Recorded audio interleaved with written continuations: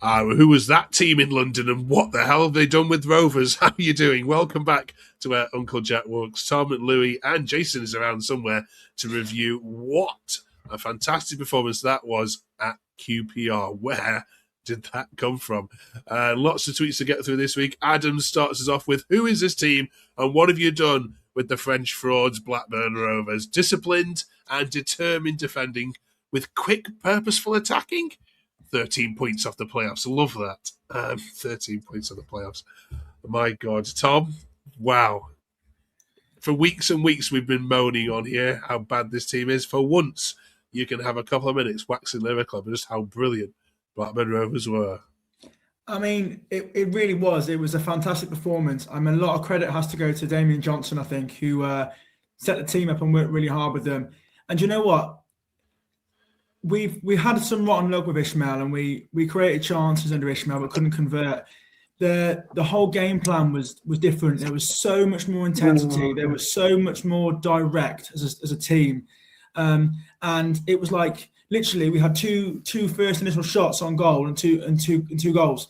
We've been in other games in the past. We've had 10 over 10 plus shots, not hit the target. The strikers were clinical. It was lovely to see Jorgensen and Johnson playing two up top. Marishta was awesome on the wings. Tronstad was just battling South in the middle of the park. Every player put a shift in. And I know, there's that cliche that you get a new manager bounce, but it just shows there's promise there in this team. And there was a real desire and a fight in the team to want to get a result. I mean, QPR are not a bad side. I mean, they're like 13 points ahead of Rovers in the league and they're like kind of mid-table, but we played really well. And you know what as well? When it was the 90th minute and Toff made this incredible save, and it was nice to see all the defenders kind of rallying around and really high-fiving in the air and supporting each other. And at that moment in time, if that goal had gone in, that could have made it 3-2. It would have been a really nerve-wracking last 10. And in classic Rovers fashion, we probably would have conceded. So that, for me, was just as important as some of the goals because that could be the difference maker in keeping us in the division. That saved by Toff. The finishing as well. The first goal that Johnson scored, that ball from Marishta, if someone like De Bruyne had done that or Mo Salah had done that, it'd be on the highlight reels on ESPN and on Sky Sports all week. That ball, you will not see a better cross and a first-time finish in the league this season probably. It was fantastic. And that was what we saw that we were lacking so much of under Ishmael. It was a direct pass. We were at them at pace, running at the defenders. And that ball from Marishta cut apart like 6 of the QPR team in one go, one pass, and then bang. It just shows what we can do. And now I'm a lot more confident that we're going to give us a real chance of staying up now because of the fight I saw on Saturday. Cheers for that, Tom. Let's bring Jason into the fold as well. How are you doing, Jason? Let's talk about the club then and the decision they made, Louis, first of all, to bring Michael O'Neill in. It's quite unusual. It's not been done many, many times that a manager still managing his countryside comes in to do a job. But do we need to give the club some praise here? That's quite an astute decision, isn't it? To be honest, at first I'm thinking he wasn't the right man to go for, considering obviously like you've just said, his commitments with the Northern Ireland national team, and it feels like he's not going to be 100% focused on Rovers because obviously he's got other things to worry about with Northern Ireland and in when the international break eventually comes. I think Gary Rowett was the right man. I don't know what really happened there, but I mean, at first I'm thinking it's not the right choice, but I think his presence on Saturday had a positive. It had like a positive what's the word? Vibe to it, impact. Yeah, impact. Obviously he's give credit to Damien Johnson, but he's obviously given tips and he's helped out. And I remember Dad saying yesterday, he's quite an old-fashioned manager, and he was the shirt and tie. I mean, the shirt and tie it was just, as soon as I saw him in that shirt and tie, and I thought it's like we've got Mert Hughes back again. It's old-fashioned and it's great. To be honest, it's the style of manager that I do. It's just that's who you want on the touchline. A guy who's dressed for the occasion. Even now, he's dressed for a funeral. He's dressed for one of them, innit? Let's be honest. Yeah, I mean, the Rovers fans said it looked coherent and we pushed forward after that useless turd Ishmael, that turgid, horrible football. This was a complete breath of fresh air. The last winning run we had, also Campbell was injured as well, wasn't he? Yeah, a nice convenient injury for him as well, to drop the captaincy. Say no more on that one. I mean, thanks. I mean, Louis spot on with everything he said there, Jason. But there's a bit more behind. I mean, he's given the credit, of course, to Johnson, but I mean, we've seen what the Johnson team looked like last week, and this was miles apart from that side, wasn't it? He's got to have had more than just I'll watch from the stands view on that game, hasn't he? Yeah, it was noticeably different. All over the park, really, from the celebrating QPR not scoring. I haven't seen that all season where we celebrate somebody not scoring because we've done a decent bit of defending. It's that togetherness in the team. It's like he's come straight. It's like he's just had a good chat with them. You know, sort of took them back to basics about fighting for each other. It's the basics of being in a football team. But going forward, we were constantly looking for that through ball. And it's like he's walked straight in and said, play the ball through to that guy because he's rapid and he's clinical. That looks like what he said. And every time we got forward, which took us a while, I think, get going a little bit. But then Marishta, with a piece of brilliance, got us going. And I think from then, I thought we managed the game well. But there was such a vast...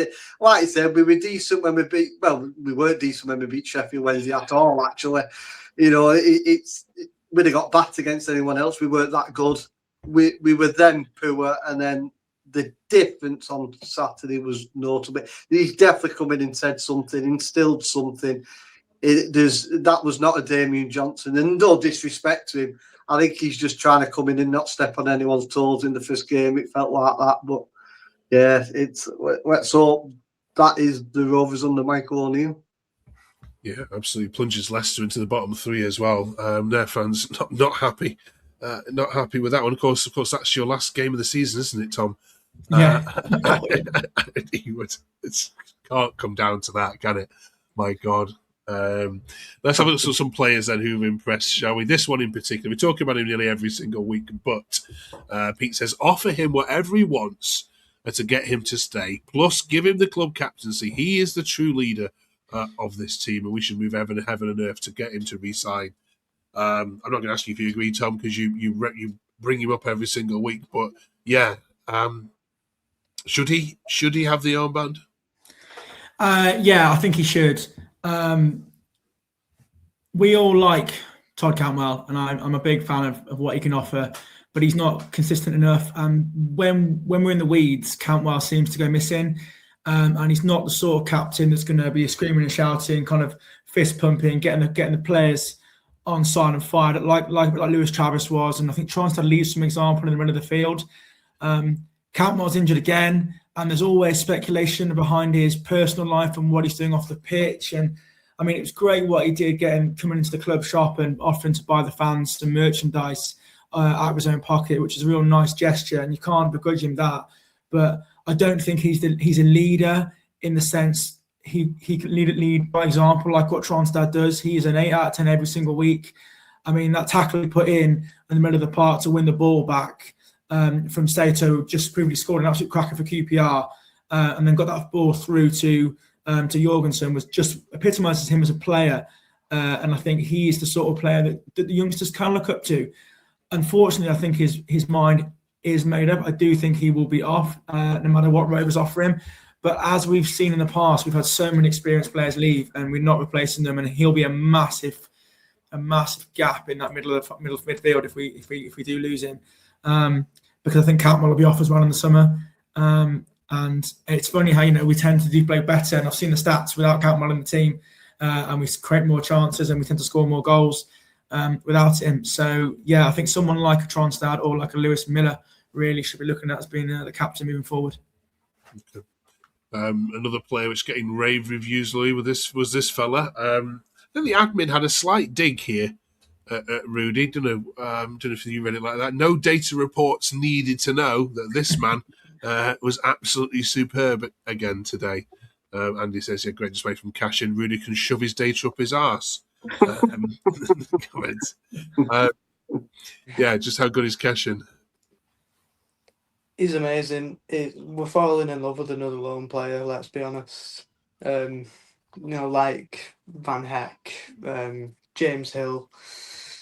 It's another case where we've got a lone player who's consistently good, and he's winning over the fans with his performances and just the way he plays. We're just gonna, and the harsh reality is he's gonna go back to Brighton in the summer, and it's why I'm trying to not like fall in love with him, but it is really hard because I've liked him since he signed. I've been very confident in his ability since he signed, even when he didn't have a greatest start. He scored an own goal against Ipswich, but bar that, he has been brilliant. He just solids up the defence. We just look better defensively since he come in. Even he's playing out left back, which isn't really his main position, but he's still his presence there. He's no nonsense. He doesn't pee about with it. He just under pressure he'll get rid, and he doesn't dive into challenges. But I'm a big fan of him. Brilliant. And finally, then, just on this fella, Jason. Yeah, I mean, I love his quote here. We're all in this together. What amazing sport we had here. All hear them all game. We want to give something back, which is really, really special. Now it needs to become habit, not just words. We need to put into action. Yeah, there seems to be this togetherness there. And just how important is Jorgensen going to be to where you end up in this division? I think he's massive. I think he gives us something we haven't had for a long time, which is a striker with pace who loves to play on that shoulder, and he's always asking for that ball through. And I think balls over the top as well. When you're struggling, sticking into space, he is quick. He is very quick. He's a very clever runner. He spots the runs really well. But I think you've got to give Good Johnson some credit, especially for that first goal. He's run for that first goal, two defenders with him. That left Jorgensen one-on-one. All Jorgensen had to do was feign to run and running around the back. That defender was never... Once he got the wrong side of that defender, it was done with. But if you watch that first goal on Saturday, Good Johnson's run two defenders with him. You don't play with two up front, you don't get that. You end up with a man like Oash who's been isolated for weeks and weeks and weeks with two or three defenders around him. I think football needs, for me, certainly for us at the level we're playing at now with the squad we've got, 4-4-2 is the way forward. You need two up front. And Saturday just proved that. And I think Jorgensen, he had two chances all game. And they weren't exactly easy finishes. The second one was harder, I thought. We had to flick it sort of over the keeper. He could sort of get it past the keeper, the first one. But he's new to the division, he's new to this standard, he's new to England, and he looked so cool, calm, and collective like he's been playing in division years. But I like the way he speaks to me. I think you find this with these, these Scandinavian players, these Danish players, and they talk a lot about togetherness. They always, that is always somewhere in an interview they have. They never seem to want to take credit themselves. The guy scored 2 goals and basically won us the game. Doesn't want any credit for it. And he talks about playing for the team. And I think, so it's not just his ability, I think it's his personality around that squad as well. And that sort of attitude of they're all in it together. You can imagine him in the changing room saying that, when they're 1-0 down at half time, he'll be saying that, So, yeah, I think he's brilliant. I think he's been a great sign. I think we paid a bit of money for him. I think Saturday we saw why, I think. Okay. Preston then, this Friday night then, Tom, at Ewood. Of course, you've already beaten them once this season at Deepdale. It's not often you get to do the double over them. But, in fact, 2 home games back-to-back, isn't it, as well? Bristol City, of course, to come on Tuesday night as well. Are we going to get the crowds back, first of all? think on Friday, given that result on Saturday, given it's a derby, it's under the lights, it's against the enemy, or one of the enemies, can we get the crowds back first and foremost? And then, can we beat Preston a second time? I think there will be a bit of an increase in the attendance. I think it always happens when the team does well. The fact it's on Sky Sports and it's 8 o'clock on a Friday might be a bit of a hindrance behind it, but it's a big one. And I think having watched the game against QPR, it's easy to get carried away in football. You're only as good as your last game. And we did do, like Jason said, we were brilliant. And I know Preston's last 3 or 4 results haven't been great. I know they got spanked by Middlesbrough and they lost, I think, was it to Hull not long ago? And they're conceding goals cheaply. I know they're 7th or 8th in the league, but their form would not suggest they're doing any better than Rovers at the moment. So I think we should be fairly confident going into the game. We beat them at their place 2-1, and we came. Was it 1-1, and then we got the last-minute winner by Jorgensen in that game. So I think again we shouldn't be fearing them. That Osmajic or whatever his name is, he was their kind of main real threat, and he's out of action. So again, there's no players looking at that team, and I think we should be fearing. I think we should be trying to look for a good crowd, good attendance. If we put on a performance like we did at the weekend, there's no reason why we should be fearing Preston, and hopefully this can be the catalyst for kickstarting our season. There's like 40 odd points to play for, and as long as we can get out of this relegation scrap that we're in at the moment with about 5 other teams, I'll be happy with a draw really, and then move on to the following week. Okay. We'll report on that game next week, of course. I've got some bad news on Manovic is back, Tom, already, so he will be playing. Oh, is he already back? Yeah, he scored at the weekend. Oh. Callum Langham, him, I've got starting to grow a bit of a partnership as well, so just watch out for that. But yeah, who'd have thought? Yeah, I think Rovers probably going to this favourites given that result of the weekend. Brilliant. No Mark and Harry this week; they're both on their travels, so enjoy your trips, folks. If you haven't yet subbed to the channel, where have you been? But great to have your company this week. Drop us a quick sub there. Hopefully, we're trying to grow this into one of the top Blackburn Rovers channels on YouTube. And of course, there's loads of good ones out there, of course, as well. Roverseas, etc., etc. The Blackburn end. Go and catch them. But if you haven't got time for an hour podcast, 20 minutes is all we usually do. We're up to letter P in our alphabet in a second. So who have you got for that one? But before we get there, next week it's going to be the letter Q. If you don't know how this works, we're looking for one player's surname beginning with each letter of the alphabet who should go into the all-time Rovers great list of A to Z players. Now, have Rovers ever had a player with a surname Q that is good enough to get in the A to Z? We need your help next week. Here's a 1-week plea. Let us know in the comments. We'll put your name on the screen next week if you can manage to help us out with this one. It's the most difficult letter we've had so far. I do actually have one, but I'm going to leave you all a week pondering it. Okay. They smashed Harry and Mark and Louis smashed O last week. Let's see how good you are with P. Anyone got any good ones? Parks. Tony Parks is an obvious one, Mr. Blackburn. It's got to be Morton Gamps Pedersen as well. I was going to say, I knew you'd say that, Tom. I love him. Yeah. Let's be honest, mate. You'd marry him if you could, wouldn't you?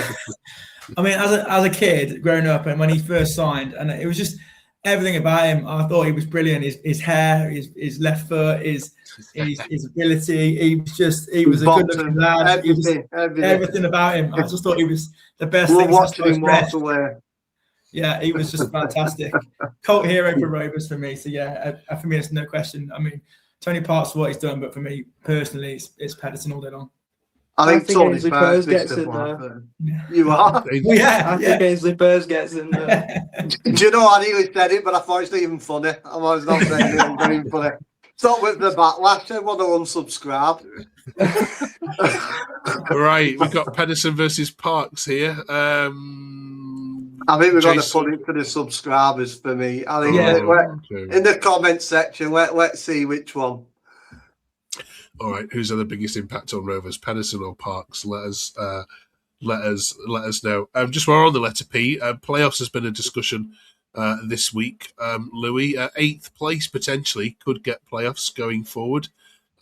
Is that something that you'd be happy with as a football fan?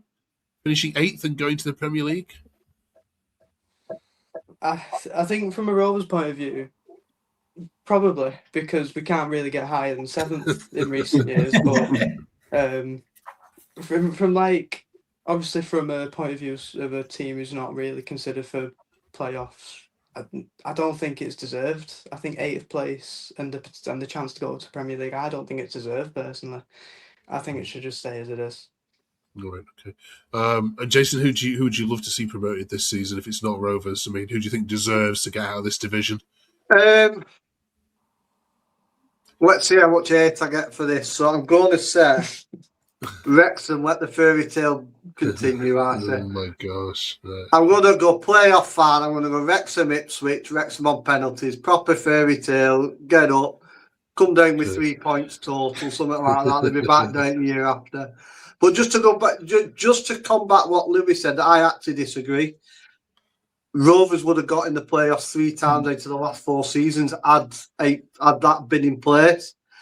And I think from other teams' point of view, Bristol City are always there and thereabouts. Certainly recently, they're growing. I think for teams like that, and I think it'd be a good thing. And for teams like us, we can't finish above 7th. You know, we'll probably finish 7th or 8th next season after this. If we manage to stay up this year. So for me, I think it'd be a good thing.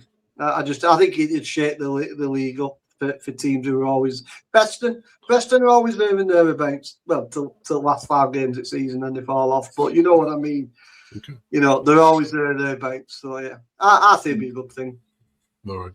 Right, let us know your thoughts. Right, good luck then Friday. Let's make it a good game, please, for the neutrals. Watching live on Sky with our fish suppers. We'll be tuning into Ewood Park as Blackburn take on Preston live on Sky. Enjoy the game, folks. We'll be back with you, of course, next week to review that game and look ahead to Bristol City. And, of course, the reunion with John Eustace. He's doing well, isn't he?